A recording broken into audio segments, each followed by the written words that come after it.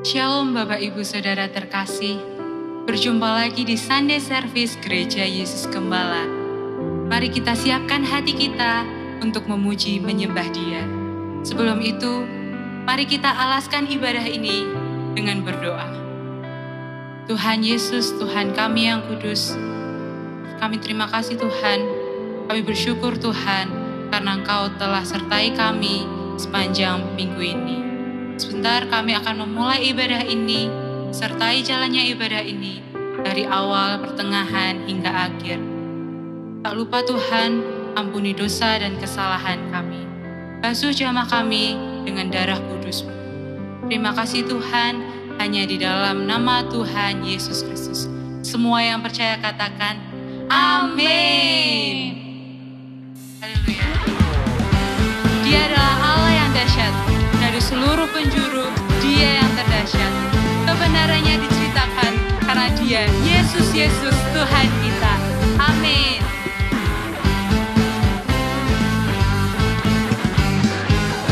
Dari utara ke selatan, terdengar pujian bagi Allah.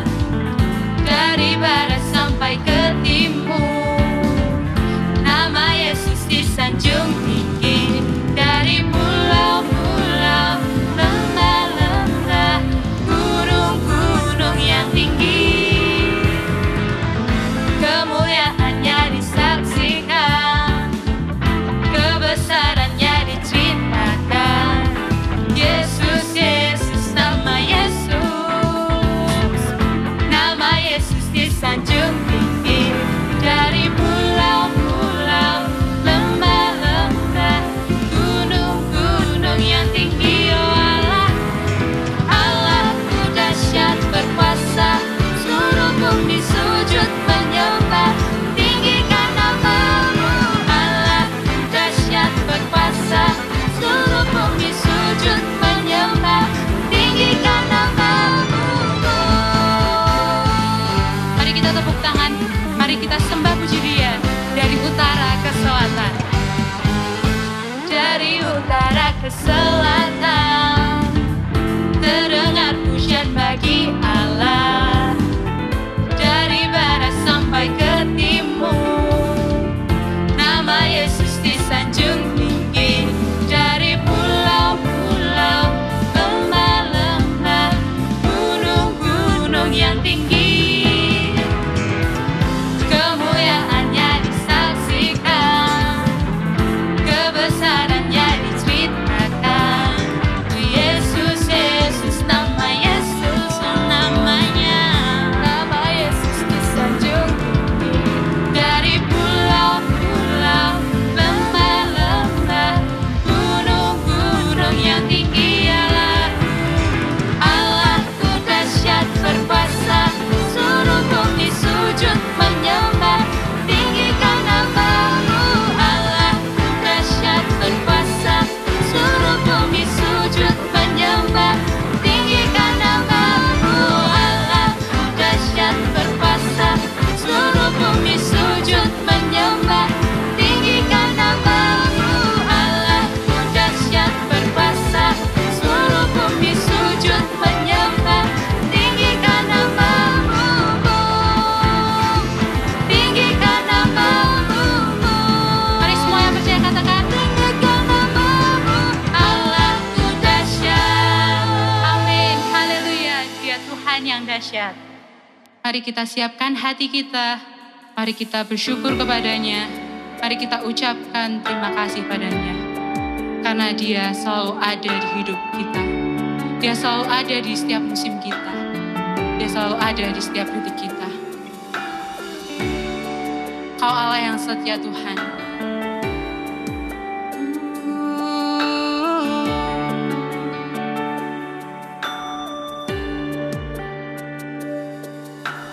Kau Allah yang setia, mengerti hatiku dalam genggaman-Mu.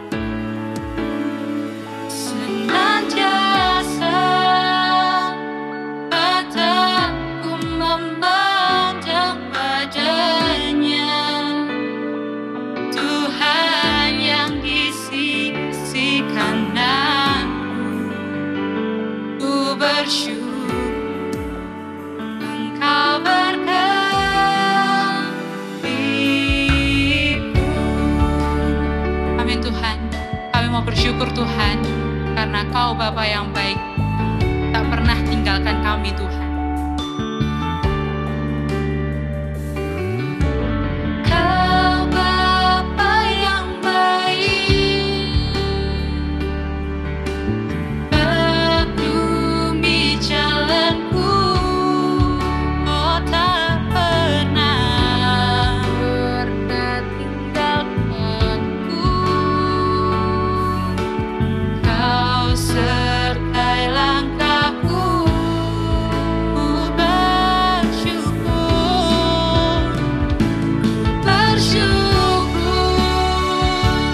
dan hatiku bersukacita, jiwaku pun bersorak-sorai, dan rohku diam dengan tenang, oh dengan tenang, senantiasa mataku memandang padanya, Tuhan yang di sisi kanan.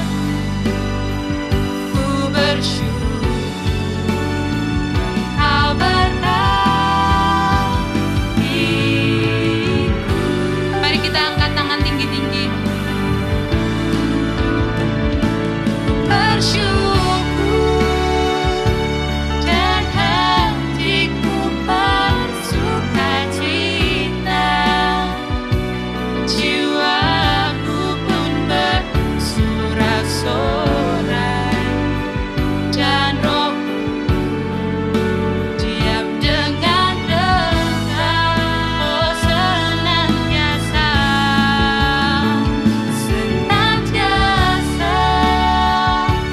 mataku memandang padanya, Tuhan yang di sisi kanan. Ku bersyukur Kau berkatiku.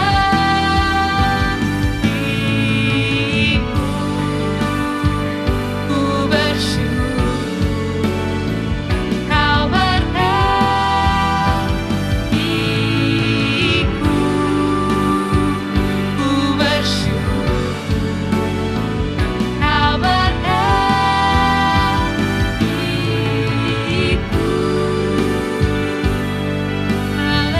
Haleluya. Mari angkat suaramu, mari kita sembah Dia.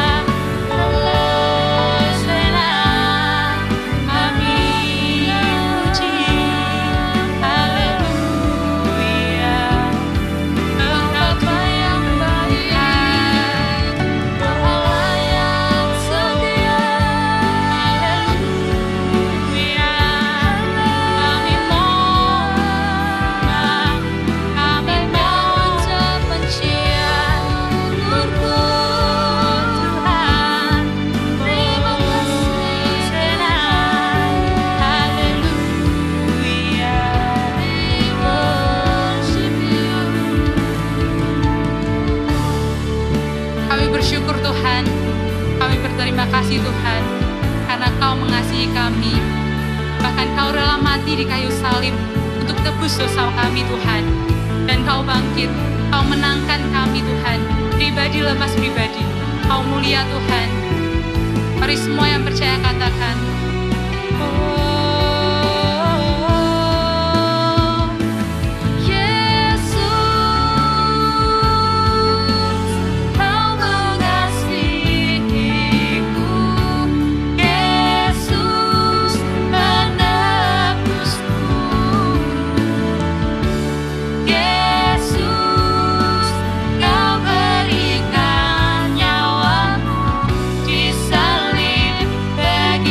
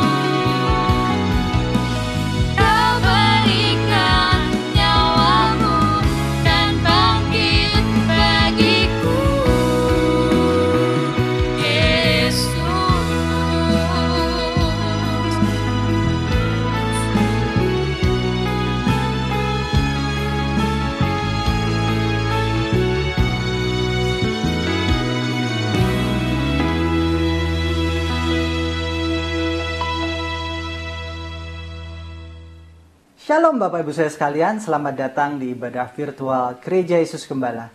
Di bulan Agustus ini kita punya satu tema yaitu kuasa kemerdekaan. Di mana setiap kita ini memiliki damai sejahtera sukacita dan semua hal yang baik karena Tuhan sudah memerdekakan kita. Tuhan sudah menebus kita. Dalam Efesus pasal 5 ayat ke-8 dikatakan, memang dahulu kamu adalah kegelapan, tapi sekarang kamu adalah terang di dalam Tuhan. Sebab itu hiduplah sebagai anak-anak terang. Dalam kehidupan kita, jangan lagi kita menjadi gelap, tetapi datanglah kepada terang itu. Terang yang membebaskan, terang yang memberi kita kelegaan, terang yang memberi kita satu kemenangan. Biarlah di bulan Agustus ini kita belajar banyak mengenai kuasa kemerdekaan yang mengubahkan hidup kita dari sebuah gelap kepada terang dan jadi berkat bagi orang-orang sekitar kita. Jangan sampai dalam kehidupan kita ini mengalami kuasa kemerdekaan tetapi kita tetap dalam kegelapan. Justru itu belum dibebaskan, belum mengalami kuasa kemerdekaan. Karena kuasa kemerdekaan membebaskan kita dari gelap, dari perbuatan yang jahat, dari perbuatan yang tidak baik kepada terang yang memuliakan Tuhan. Jadilah terang di sekitar kita, jadilah terang bagi orang-orang lain, jadilah terang dimanapun kita berada, dan kita jadi berkat bagi orang lain. Mari kita beribadah, kita siapkan hati kita untuk berdoa. Bapa, terima kasih untuk kesempatan kali ini, biarlah kami boleh mengerti, mengenal kasih-Mu. Biar kami berdoa sesuai dengan kehendak-Mu. Berkati hamba-Mu dalam kelemahan keterbatasan kami, biarlah setiap apa yang hamba-Mu katakan adalah kebenaran dan hati-Mu sendiri. Berkati urapi hamba-Mu dalam kelemahan keterbatasannya. Berkati setiap umat-Mu, beri kami tanah hati yang subur, tanah hati yang siap menerima firman Tuhan. Dan sehingga saat kami menerima firman Tuhan, itu menjadi bagian yang terbaik dalam kehidupan kami untuk mengarahkan kami dan membawa kami maju di dalam Engkau. Berkati kami dalam nama Tuhan Yesus Kristus, kami siap sambut firman-Mu dan melakukannya. Semua yang percaya katakan haleluya, amin. Bapak Ibu Saudara, menarik sekali pada kesempatan kali ini saya ingin membahas mengenai kuasa doa. Kuasa doa merupakan kuasa yang harus dimiliki oleh setiap orang Kristen. Dalam kehidupan kekristenan kita mengenal bahwa di dalam doa kita, dalam kehidupan kita berdoa, itu menjadi satu nafas, satu yang esensial, satu yang penting. Sesuatu yang tidak bisa dilepaskan dari kehidupan kerohanian kita. Orang yang berdoa pasti mengalami kekuatan. Orang yang berdoa mengalami kelepasan. Orang yang berdoa pasti mengalami kuasa Tuhan. Dan mari kita lihat bagaimana, apakah kita seringkali mengalami kuasa doa yang melegakan, atau justru kita tidak berdoa dan mengalami sebuah kekecewaan kepada Tuhan. Billy Graham menarik sekali, dia mengatakan demikian. Yang namanya berdoa itu adalah komunikasi dua arah antara manusia dan Tuhan. Dan komunikasi ini adalah sebuah komunikasi yang simple, yang membawa kehidupan kita kepada Tuhan. Bukan membawa Tuhan kepada kita saja, atau menarik Tuhan dalam rencana kita. Memang dalam kehidupan kita nampaknya doa adalah sesuatu yang sering kita lakukan. Tapi apakah kita sering mengalami kuasa doa, itu adalah sebuah pertanyaan yang besar. Karena dalam kehidupan kita sering menarik Tuhan dalam rencana kita, bukan membawa kita di dalam rencana Tuhan. Hal yang pertama Bapak Ibu Saudara, yang namanya doa itu adalah komunikasi dua arah. Di mana kita berbicara kepada Tuhan, di mana kita meminta sesuatu kepada Tuhan, di mana kita ini juga ada dalam hadirat Tuhan. Dan kemudian kita berdiam diri, kita menunggu jawaban Tuhan. Mungkin kita bisa menunggu beberapa lama, mungkin kita bisa dapat jawaban yang cepat, ataupun kita bisa juga permintaan kita ditolak. Tetapi yang namanya doa adalah sesuatu yang esensial, yang membangun relasi, yang mengkoneksikan kita, yang menghubungkan kita, yang membawa kita mempunyai satu hubungan yang sangat erat dengan Tuhan. Jangan sampai kita ini melupakan bahwa doa adalah sesuatu atau hubungan atau juga satu perihal yang penting dalam kehidupan kita. Kalau kita melupakan doa, kita melupakan Tuhan, kita melupakan kuasanya, dan kita sudah menyerah dalam kehidupan kita. Jangan sampai kita ini menyerah dalam kehidupan doa kita. Malam hari seringkali saya berbincang-bincang dengan istri saya, dan kita banyak sekali saya curhat pada waktu ada di dalam kamar. Dan kemudian saat di dalam kamar saya ini sering bercerita apa yang saya alami, apa yang saya sedang pergumulkan. Dan dalam perbincangan itu istri saya juga memberikan jawaban, memberikan penguatan, memberikan hatinya untuk menjawab saya supaya saya ini tetap ada bersama Tuhan. Bapak Ibu Saudara, bayangkan saat kita berdoa adalah saat kita ngobrol sama orang yang erat dengan kita, yang bisa memberikan jawaban, yang bisa memberikan kelegaan, yang bisa memberikan sesuatu yang kita harapkan. Dan itu akan menguatkan kita. Doa adalah komunikasi dua arah antara kita dengan Tuhan. Seringkali dalam berdoa kita ini banyak permintaan sama Tuhan. Seringkali kita banyak yang namanya kita ini, ya Tuhan, keluhan mungkin, kita mungkin banyak curhat sama Tuhan. Tetapi begitu kita selesai curhat sama Tuhan, kita langsung, ya sudah Tuhan, cukup sampai sini. Titik, amin. Nah, Tuhan mau jawab, kita sudah pergi dari hadiratnya dan kita sudah tidak menunggu apa itu jawaban Tuhan dalam kehidupan kita. Doa mungkin bagi kita adalah tempat di mana kita minta, tempat di mana kita curhat, tempat di mana kita ada bersama Tuhan, tetapi semacam satu arah saja. Dan kita jarang untuk memberikan waktu bagi Tuhan, supaya Tuhan itu juga ada waktunya menjawab bagi kita. Tuhan bisa menjawab kita dengan impresi dari hati, Tuhan bisa menjawab kita dengan ayat Alkitab. Tuhan juga bisa menjawab kita melalui hamba-hambanya, Bapak Ibu Saudara. Jangan lupakan bahwa doa itu adalah komunikasi dua arah yang harus kita bangun di dalam kehidupan kita. Dan doa itu berarti menyelaraskan hati kita dengan pikiran Tuhan, dengan rencana Tuhan, dengan kehendaknya. Dan bukan membawa Tuhan kepada pikiran kita, kemauan kita, dan juga apa yang kita harapkan. Tetapi justru doa membawa kita untuk mengerti, mengenal pribadinya yang luar biasa dan hebat dan suci itu. Dan kita ada di dalam rencananya. Oke, Yesus seringkali mengajarkan kepada muridnya tentang rutinitas berdoa. Bagaimana doa menjadi sebuah fondasi dalam pelayanan, dalam kehidupan, dalam keseharian. Dan kemudian murid-murid ini ternyata terimplementasi, tertanam bahwa namanya doa itu adalah sesuatu yang tidak boleh ditinggalkan. Dalam Lukas, dalam Kisah Para Rasul pasal yang ke-12, satu kali Petrus ini di penjara dan kemudian jemaat yang beserta Petrus itu mendoakan Petrus supaya Petrus lepas dari penjara, dan ternyata yang namanya doa itu melepaskan Petrus dari belenggu penjara. Menarik sekali Bapak Ibu Saudara.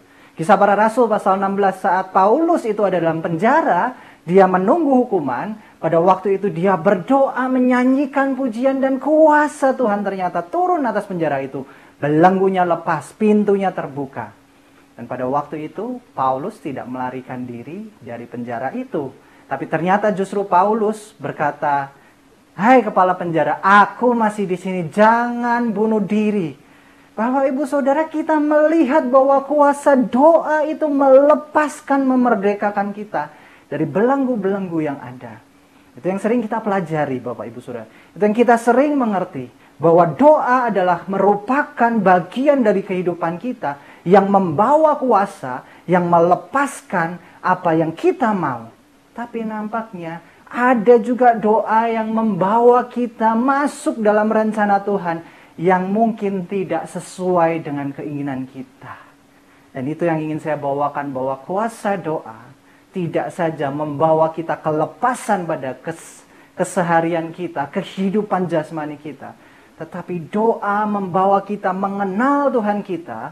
Doa membawa kita mengerti apa yang Tuhan mau. Dan doa tidak selalu merubah keadaan kita. Mari kita buka di dalam kitab Lukas pasal 23. Ayat yang ke-46. Dikatakan demikian. Lalu Yesus berseru dengan suara nyaring. "Ya Bapa, ke dalam tanganmu kuserahkan nyawaku." Dan sesudah berkata demikian, ia menyerahkan nyawanya. Lukas pasal 23 bercerita mengenai bagaimana Yesus disalib, perjalanan Yesus. Bagaimana Yesus dihina, bagaimana Yesus dibawa kepada Pilatus. Bagaimana Yesus itu bajunya dikoyakkan, diundi. Bagaimana Yesus disesah. Bagaimana Yesus jatuh dalam jalan salibnya. Dan doa inilah Bapak Ibu Saudara yang keluar. "Ya Bapa, ke dalam tanganmu kuserahkan nyawaku." Dan Yesus mengakhiri sebuah pertandingan yang istimewa. Dia mengakhiri karena dia adalah Allah. Dan dia adalah Allah Putra yang turun ke dunia untuk kita ini ditebus, dimerdekakan dikuatkan sehingga kita tidak beroleh hidup yang binasa, melainkan beroleh hidup yang kekal. Dalam kehidupan kita, bagaimana kita memaknai doa ini akan membawa kehidupan kita yang bersyukur sekali. Seringkali kita nggak pernah baca yang namanya doa-doa yang membawa kita ini menuju kepada rencana Tuhan. Seringkali kita justru seperti yang tadi Billy Graham katakan, kita sering bawa Tuhan dalam doa kita untuk mengerti perspektif kita, untuk mengerti bagaimana cara pandang kita, untuk mengerti bagaimana apa yang kita mau, dan melimit atau membatasi kuasa Tuhan untuk bekerja dalam kehidupan kita. Ya kan Bapak Ibu Saudara, kalau dalam kisah penyaliban ini yang terjadi adalah apa yang dipikirkan oleh Yudas. Yudas adalah seorang Iskariot. Seorang Iskariot adalah seorang yang merupakan pemberontak di daerah Israel sana. Dia menginginkan kebebasan secara teritori, secara jasmani, bahwa Yesus nanti pada waktu ditangkap, dia akan menjadi raja yang turun dari salib dan mengalahkan pemerintahan Romawi. Ternyata apa yang dipikirkan Yudas itu tidak terjadi. Justru Yudas menyesal sekali saat melihat Yesus ada di salib dan dia bunuh diri. Bapak Ibu Saudara, menarik sekali cara pandang kita mengenai doa akan membawa kuasa dalam kehidupan kita. Apakah kita akan kecewa atau kita akan lega di dalam berdoa? Banyak orang makin berdoa, dia makin kecewa sama Tuhan karena apa yang dia harapkan tidak kunjung terjadi. Tetapi banyak juga orang yang mengerti bahwa doa adalah menyerahkan hatinya untuk mengerti rencana Tuhan. Sehingga dia ini adalah orang-orang yang bisa bersyukur. Ada dua fungsi doa yang saya ingin bawakan Bapak Ibu Saudara. Yang pertama adalah fungsi doa yang pertama adalah dalam kehidupan kita, doa akan membawa kita bersama Tuhan. Yang kita rencanakan belum tentu rencana Tuhan. Karena dikatakan demikian dalam Lukas pasal 22 ayat yang ke-42. Ya Bapakku, jikalau engkau mau, ambillah cawan ini daripadaku. Tetapi bukanlah kehendakku, melainkan kehendakmu lah yang terjadi. Dalam kehidupan kita, bagaimana kita ini berdoa akan memperlihatkan siapa kita. Kalau kita merasa bahwa Dia adalah Tuhan, Dia adalah Raja, maka kita akan berkata, ya Tuhan, ya Raja, biarlah apa yang kau ingini yang terjadi dalam hidupku. Kita ini semua adalah hamba-hamba Tuhan yang menjalankan rencana Tuhan dalam kehidupan kita. Jangan sampai doa ini menjadi sebuah cara untuk kita berkomunikasi, meminta dan memaksa Tuhan untuk mengerti kita. Karena Tuhan tahu banget apa yang kita alami. Dia pernah dikhianati, dia pernah diolok-olok, dia pernah juga ditinggalkan, dia pernah tidak dipercaya, dia pernah diomongkan sesuatu yang tidak sesuai, difitnah. Siapakah di muka bumi ini yang tidak mengerti perasaan kita selain daripada Dia yang menjalani semuanya itu? Dia yang berkuasa rela untuk tidak menjadi siapa-siapa. Supaya Dia mengerti apa rasanya jadi manusia. Dan Dia bisa berkata kepada kita, Dia berbahasa seperti yang kita alami. Anakku, tenanglah. Pada waktu Dia berkata demikian, Dia tahu apa yang sedang kita alami. Maka kekuatan Tuhan itu akan menyelimuti kita, akan menguatkan kita. Banyak sekali di antara kita berkata, ya Tuhan gak ngerti apa yang saya alami. Dia lebih ngerti. Dia jauh lebih mengalami yang sakit daripada kita. Dia sudah setia, muridnya meninggalkan. Muridnya mengkhianati Dia. Hanya satu murid yang setia dan juga wanita-wanita yang ikut dalam salib Yesus. Dan yang lain pergi begitu saja. Pada waktu Yesus itu menampakkan diri, justru murid-muridnya nggak mengenali Dia. Dan Dia tetap setia untuk membangun para muridnya. Kalau doa kita jadikan sesuatu untuk kita meminta saja, memaksa Tuhan untuk masuk dalam rencana kita, maka yang terjadi adalah betapa kecilnya Tuhan, karena Dia ada dalam pikiran kita, karena Dia begitu besar, maka justru kita yang harus ada dalam rencana Tuhan. Jangan sampai kita ini tidak masuk dalam rencana Tuhan. Seringkali kita berdoa untuk Tuhan mengubahkan keadaan kita. Tahukah Bapak Ibu Saudara, umat Israel dia disertai Tuhan dengan tiang awan tiang api. Dia dijagai Tuhan, dia disertai, dia dipimpin Tuhan. Tetapi yang terjadi adalah sungut-sungut dalam kehidupannya. Dan mereka berdoa begini, lebih baik kami mati di Mesir daripada kami mati di padang gurun ini. Sebuah ucapan yang menyakitkan sekali. Mereka dituntun keluar dari sebuah perbudakan. Mereka akan dimerdekakan. Mereka akan mengalami hidup yang berlimpah, yang penuh dengan susu madu. Tetapi justru mereka ini melupakan janji Tuhan. Mereka melupakan apa yang namanya penyertaan kuasa Tuhan. Justru mereka menjadi orang yang tidak mau ada dalam rencana Tuhan. Dan sebagian besar dari orang Israel yang keluar dari padang gurun, yang keluar dari Mesir dan ada di padang gurun, mereka mati di padang gurun itu. Saya ingin bawakan kisah mengenai seorang yang bernama Sakeus. Memang ini bukan sebuah doa, tapi kita lihat bagaimana seorang Sakeus mengerti sekali bagaimana cara Tuhan bekerja. Lukas pasal 19 ayat yang ke-7 dikatakan demikian.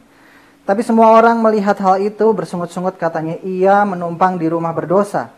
Tapi Sakeus berdiri dan berkata kepada Tuhan, setengah dari milikku akan kuberikan kepada orang miskin. Dan sekiranya ada sesuatu yang kuperas dari seseorang akan kukembalikan 4 kali lipat. Bapak ibu saudara, Sakeus ini adalah orang yang mencari Tuhan dengan sangat ingin sekali. Ada keinginan yang besar dalam dia mencari Tuhan. Dia naik, dia badannya pendek. Dan kemudian untuk mencari Tuhan, dia berusaha untuk naik sebuah pohon. Dan di pohon itu dia melihat Tuhan dan Tuhan melihat dia. Dan Tuhan Yesus berkata, Sakeus turunlah, aku ingin menumpang di rumahmu. Pada waktu itu dipanggillah dan makanlah Yesus bersama Sakeus, seorang pemungut cukai. Seorang yang tidak disukai oleh ahli Taurat, orang Farisi, karena dia merupakan perwakilan dari orang-orang Romawi yang menarik pajak. Dan di sini orang-orang Farisi, ahli Taurat, orang Israel itu rata-rata benci sama Sakeus. Dan dikatakan demikian dalam Lukas pasal 19 ayat yang ke-7. Tapi semua orang itu melihat hal itu, melihat apa? Melihat Yesus mau sama Sakeus, mau makan bareng. Terus mereka mulai mengatakan sesuatu yang tidak baik dan kata, ia menumpang di rumah orang berdosa. Artinya apa? Yesus mau-maunya sama orang yang tidak kudus. Mana mungkin Allah yang kudus mau dengan sesuatu yang tidak benar dengan orang yang berperilaku salah, orang yang dibenci. Tapi justru Sakeus tidak membutuhkan orang-orang di luar sana untuk berubah melihat Sakeus. Tetapi dia melihat bagaimana tindakan Yesus dalam kehidupannya. Dia tidak memandang Sakeus sebagai sesuatu, mungkin sebagai pribadi, sebagai seseorang yang harus dibenci. Tetapi justru seorang yang dikasihi, disayangi, disambut. Dan kemudian pertobatan terjadi di situ. Katakan Lukas pasal 19 ayat 9, setelah Sakeus berkata, ya Tuhan, aku ini kalau ada harta punyaku ini setengahnya aku berikan kepada orang yang gak punya. Dan kalau ada orang yang kuperas, biarlah yang namanya harta yang kuperas ini aku berikan kepada mereka, aku kembalikan. Artinya apa Bapak Ibu Saudara? Sakeus siap miskin kehilangan hartanya kalau dia berbuat tidak jujur. Bayangkan kalau separuh hartanya udah diambil untuk orang-orang yang tidak punya, dia memberikan hartanya.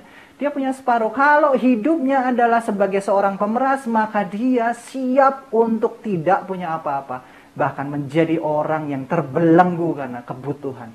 Tapi Sakeus ternyata kita dapati tidak melakukan menjadi miskin. Tetapi Sakeus tetap menjadi orang yang ada di dalam Tuhan. Dan Tuhan berkata demikian. Kata Yesus kepadanya, hari ini telah terjadi keselamatan kepada rumah ini, karena orang ini pun anak Abraham. Wow. Yesus tidak menghakimi apa yang Sakeus lakukan sebagai perbuatan yang berdosa. Tapi Yesus melihat perubahan hati Sakeus, perubahan hidup Sakeus sebelum situasinya berubah. Pada waktu Sakeus bertemu Yesus, dia gak pedulikan apa yang dikatakan oleh orang sekitar kiri kanannya. Dia berkata demikian, orang-orang berkata tentang Sakeus, dia pencuri, dia orang yang merampas harta, dia orang berdosa, dia orang yang tidak menyenangkan. Tapi begitu Yesus menerima Sakeus, memeluk Sakeus, pada waktu Yesus dan Sakeus mulai berkomunikasi, keadaan tidak berubah, tetapi hati Sakeus dan tindakannya berubah. Kayaknya doa itu harusnya menjadi hal yang seperti ini, Bapak Ibu Saudara. Saat kita tunduk di dalam Tuhan, untuk kita ini meminta sesuatu, bukan meminta sebuah perubahan yang terjadi dalam kehidupan kita secara fisik, namun justru kita ini mendekatkan diri dan kita bertanya, Tuhan, apa yang Kau mau? Kuatkan aku, segarkan aku, berikan aku kelegaan. Aku gak peduli keadaanku, tetapi aku peduli apa yang Kau pikirkan tentang aku. Dan itu akan merubah kehidupan kita. Kenapa banyak orang sekarang kecewa? Berkali-kali orang tanya sama saya, Pak, kapan pandemi ini selesai? Gak ada yang tahu. Semua permodelan yang dilakukan tidak bisa menjawabnya. Dan kita ini menjalani hanya bisa apa? Hanya bisa berdoa. Saya berkata satu kali, bayangkan kalau orang gak pernah berdoa di masa-masa seperti ini. Apa yang terjadi sama mereka saat mereka gak punya Tuhan, mereka gak punya komunikasi yang erat dengan Tuhan. Mereka kehilangan Tuhan. Tambah kehidupannya akan tambah mengeluh, tambah kecewa, tambah merosot. Kalau kita percaya sama Tuhan dan tahu kuasa doa akan membawa kita dalam rencananya, maka kita tidak peduli akan perubahan secara fisik saja, tapi justru kita bisa menerima kasih Tuhan dalam kehidupan kita, dalam segala keadaan. Hal yang kedua, fungsi doa adalah menguatkan kita. Mazmur 62 ayat yang kelima dikatakan demikian, hanya pada Allah saja kiranya aku tenang, sebab daripadanya lah harapanku. Doa itu memberikan kekuatan, ketenangan kita di dalam segala masalah, segala beban hidup, segala pergumulan kita. Jangan sampai kita ini menjadi orang yang tidak mau kuat di dalam doa. Orang yang tidak kuat berdoa tidak akan mengalami kekuatan Tuhan. Orang yang kuat berdoa, dia akan mengalami kuasa Tuhan yang melingkupi hidupnya. Sehingga dalam kehidupannya dia bisa menjalani segala sesuatu dengan sukacita. Kembali lagi pada saat orang Israel keluar dari Mesir, kita lihat ada dua orang yang bernama Yosua dan Kaleb. Saat mereka melihat ada tantangan, dan juga 10 orang pengintai yang lainnya juga melihat ada tantangan. Perbedaannya dalam pola pikir mereka. Yang 10 orang mengatakan, gak mungkin kita akan menang. Tetapi 2 orang ini mengatakan, Tuhan, aku tahu bahwa yang di depanku adalah orang-orang pandai berperang. Orang-orang yang cakap, orang-orang yang mengerikan. Tapi bersamamu aku akan menaklukkan negeri itu. Keadaan tidak akan Tuhan rubah sedemikian hebatnya, tetapi kehidupan kita akan Tuhan rubah sebegitu hebatnya kalau hati kita mau percaya sama Dia. Problemnya adalah bagaimana hati kita mempercayai firman Tuhan. Itu lebih penting daripada mata kita melihat perubahan yang terjadi di sekitar kita. Bapak Ibu Saudara, mari kita bayangkan bagaimana kita memiliki kekuatan di dalam doa. Bukan soal bagaimana kita merubah keadaan kita, merubah situasi kita, merubah lingkungan kita. Tetapi bagaimana Tuhan itu mengubahkan hati kita. Billy Graham mempunyai seorang teman yang bernama Charles Templeton. Charles Templeton ini adalah seorang yang juga pengkhotbah. Mungkin Bapak Ibu Saudara nggak kenal nama Charles Templeton. Tapi kalau Bapak Ibu Saudara boleh search sih, Bapak Ibu Saudara punya gadget, search saja Charles Templeton. Charles Templeton ini adalah seorang yang lebih mampu daripada Billy Graham dalam hal berbicara, dalam dia mempunyai karisma, dan bagaimana dia memukau audiens untuk menceritakan tentang firman Tuhan. Charles Templeton ini adalah pelayan Tuhan yang berkeliling dunia bersama Billy Graham dan teman-temannya. Dan saat ada yang namanya penghargaan mengenai pengkhotbah terbesar di Amerika, Billy Graham tidak pernah memenangkan penghargaan itu selama Charles Templeton ada di sebelah Billy Graham. Tahukah Bapak Ibu Saudara kenapa Charles Templeton tidak pernah kita dengarkan namanya? Karena dia berubah menjadi seorang yang ateis. Dia mempertanyakan Tuhan. Dia mengarang buku mengenai Tuhan itu bukanlah sesuatu, bukanlah pribadi, bukanlah entitas yang ada. Tapi dia mengatakan bahwa Yesus hanyalah seorang manusia yang bijaksana, Yesus adalah seorang yang pandai sekali, charming, memukau. Itu adalah Charles Templeton. Saya kira bagaimana Billy Graham mempunyai kekuatan dalam kehidupannya adalah dia mempercayai bahwa doa merupakan kekuatan yang pasti untuk membangun relasi. Banyak orang dalam pikirannya tertanam mengenai teologi-teologi yang kuat, tetapi hatinya tidak dirubahkan untuk mengerti firman Tuhan. Tidak mau memahami Tuhan, tidak mau menyelami Tuhan. Tuhan bisa mengubahkan keadaan kita, bisa sekali.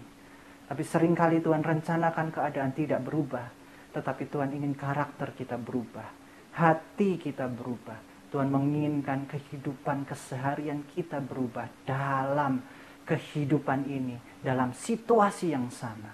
Situasi tidak berubah, tetapi doa membuat kita mampu melakukan yang Tuhan mau dalam kehidupan kita. Bapak Ibu Saudara, berdoalah sebagai kita ini adalah orang yang perlu Tuhan, cinta Tuhan, merindukan Tuhan. Bukan karena sebuah mujizatnya, bukan karena sebuah jawaban doa yang instan, bukan sebuah breakthrough atau terobosan yang kita inginkan. Tetapi berdoalah untuk kita ini mengenal pribadinya, mengerti rencananya, dan kita ini memiliki kasihnya. Itu jauh lebih penting daripada kita ini mengalami kuasa doa yang mengubahkan segalanya, tapi diri kita nggak berubah. Orang Israel keluar dari perbudakan Mesir, dia dituntun mengalami mujizat Tuhan, tetapi hatinya nggak berubah. Jangan sampai kita ini jadi orang Israel yang hatinya ini kaku, tegar, tengkuk, tidak mau dirubahkan. Tapi mari jadi murid Kristus yang dalam kita berdoa, kita mengenal kuasa Tuhan, kita mengenal kebangkitannya, dan kita ini boleh tahu apa yang baik di dalam Tuhan. Firman Tuhan selesai sampai di sini. Sebagai kesimpulan, Bapak Ibu Saudara, berdoalah selalu untuk mengenal, membangun relasi kita dengan Tuhan. Jangan sampai kita ini berdoa hanya satu arah saja, menginginkan Tuhan masuk dalam kehidupan kita, untuk mengerti pikiran kita, kemauan kita, tujuan kita. Tetapi berdoalah untuk kuasa Tuhan itu melingkupi hati kita, memberikan kita kekuatan untuk kita boleh masuk dalam rencananya, sehingga kita mengalami kuasa doa yang sebenarnya. Mari kita tunduk kepala, kita siapkan hati untuk masuk dalam perjamuan kudus. Tuhan, kami sudah mendengarkan sebagian dari firman-Mu, biarlah firman-Mu hidup dalam kami, dan sebentar kami akan masuk dalam perjamuan kudus. Berkati kami, hamba-Mu berdoa untuk setiap umat-umat-Mu yang dalam kelemahan, keterbatasan, dalam pergumulan. Kami tahu di dalam Kau ada jawaban Tuhan, di dalam-Mu ada kelegaan, di dalam-Mu ada kasih anugerah yang melingkupi kami. Sebentar kami akan masuk dalam perjamuan kudus. Ampuni segala dosa pelanggaran kami. Kalau ada dosa yang tersembunyi, dosa yang kami sengaja tidak sengaja, itu karena kami manusia yang daging Tuhan. Kami percaya bahwa salib Kristus yang memampukan kami, menguduskan kami. Mari kita siapkan hati kita dengarkan firman Tuhan. Sebab setiap kali kamu makan roti dan minum cawan ini, kamu memberitakan kematian Tuhan sampai Ia datang. Jadi barang siapa tidak layak makan roti atau minum cawan Tuhan, ia berdosa terhadap tubuh dan darah Tuhan. Karena itu hendaklah tiap orang menguji dirinya sendiri, dan baru sudah itu ia makan roti dan minum dari cawan itu. Mari kita introspeksi sebentar, kita teduhkan hati kita. Kita ambil waktu bersama Tuhan. Tuhan, terima kasih. Kasih setiamu tidak pernah lepas dari kami. Kesetiaanmu yang memampukan kami. Dalam kelemahan, keterbatasan kami, ada kuasa Tuhan yang selalu menjaga kami. Terima kasih Tuhan. Sebentar kami akan masuk dalam perjamuan kudus-Mu. Ampuni segala dosa pelanggaran kami. Dan biarlah kami ini boleh dilayakkan untuk menerima tubuh dan darah-Mu selalu. Haleluya Tuhan. Sebab apa yang telah aku teruskan kepadamu, telah aku terima dari Tuhan. Yaitu bahwa Tuhan Yesus pada malam waktu Ia diserahkan mengambil roti. Mari kita angkat roti. Dan sudah itu ia mengucap syukur atasnya, ia memecah-mecahkan dan berkata, inilah tubuhku yang diserahkan bagi kamu. Perbuatlah ini menjadi peringatan akan aku. Tuhan, kesetiaan-Mu. Tuhan, perbuatan-Mu. Tuhan, Engkau yang membuat kami mampu Tuhan. Oleh karena bilur-bilur-Mu, maka kami ini utuh kembali, yang sakit disembuhkan. Dan yang dalam segala pergumulan, Tuhan beri kekuatan baru. Supaya kami menjadi manusia-manusia yang di dalam kehidupan jasmani kami pun mengalami kemenangan. Apakah Bapak Ibu sudah percaya bahwa roti yang kita pegang adalah tubuh Kristus? Mari kita makan di dalam nama Yesus.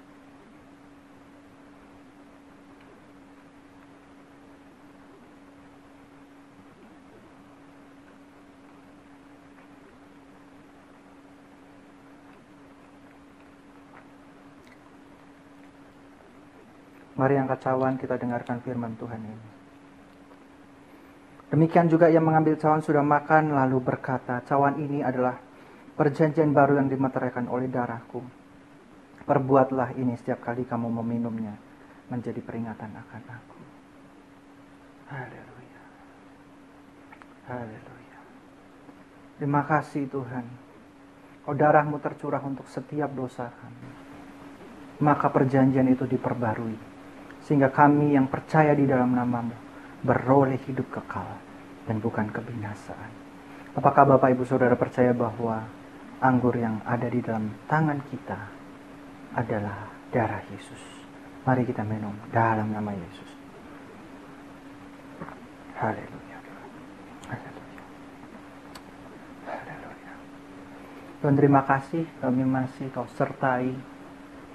Ajar kami berdoa seperti Engkau berdoa. Jadilah kehendak-Mu, biarlah di bumi ini seperti di surga. Berilah kami pada hari ini makanan yang secukupnya. Dan jangan bawa kami dalam pencobaan, dalam ujian. Tapi lepaskanlah kami dari yang jahat, Tuhan. Sebab milik-Mu lah kemuliaan, hormat, serta syukur untuk selama-lamanya. Ajar kami berdoa dan mengalami kuasa-Nya. Biarlah kuasa-Mu Tuhan yang menaungi kami. Terima kasih Tuhan. Hamba-Mu selesai berbicara, biarlah Roh Kudus yang mengingatkan kami. Untuk kami ini boleh selalu bersama dengan Engkau. Sebentar kami akan berpisah satu dengan yang lainnya. Tuhan yang memberikan berkat kepada kami. Mari kita angkat tangan di hadapan Tuhan, kita aminkan doa berkat ini. Murid Yesus Gembala, terimalah berkat jasmani, jiwani, dan rohani dalam keluargamu, pekerjaanmu, studimu, pelayananmu, dan komunitasmu. Diberkatilah engkau dengan kehidupan kekal. Diberkatilah engkau dengan hikmat ilahi. Diberkatilah engkau dengan kekuatan dan pengharapan kekal. Diberkatilah engkau dengan kekayaan dan kemuliaan Tuhan. Diberkatilah engkau selalu dalam damai sejahtera dan sukacita. Diberkatilah engkau dalam terang kasih dan iman sejati. Dialah Tuhan yang tidak berubah sekarang dan selamanya, yang menghadapkan wajahnya padamu dan menyertai engkau selamanya untuk memberitakan kabar baik sampai ke ujung dunia. Saudara-saudara yang Tuhan Yesus kasih, terimalah berkat anugerah pemeliharaan kekal dari Allah Bapa, berkat rahmat pemulihan dari Tuhan Yesus Kristus, berkat pertolongan dan menghiburan dari Allah Roh Kudus dalam kehidupanmu dari sekarang sampai Maranatha. Tuhan Yesus datang kedua kali di dalam kemuliaan sampai selama-lamanya. Semua yang percaya katakan haleluya. Amin. Bapak Ibu Saudara, ibadah sudah selesai. Tetaplah kita ini berdoa dalam Tuhan, menanti kuasa-Nya supaya kita ini dimampukan untuk mengerti rencananya. Kita diberkati, kita punya kuasa Tuhan, kita punya hatinya Tuhan. Sehingga apapun yang terjadi dalam kehidupan kita, Tuhan selalu menguatkan kita. Sampai bertemu di ibadah selanjutnya. Tuhan Yesus memberkati.